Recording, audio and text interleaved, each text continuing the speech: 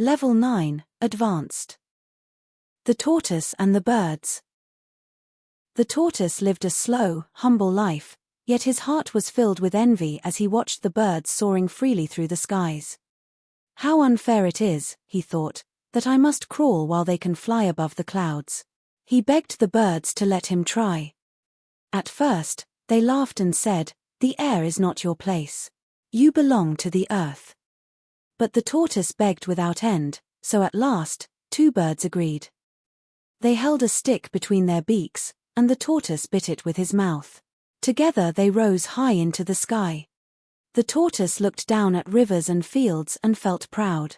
Below, people pointed and marveled.